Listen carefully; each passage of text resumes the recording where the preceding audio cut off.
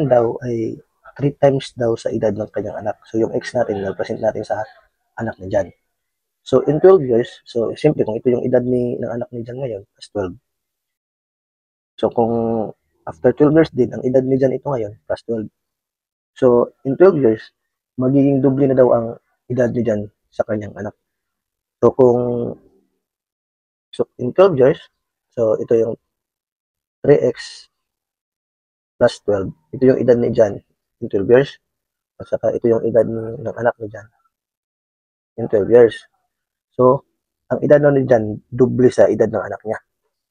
So, ito yung maging ganun.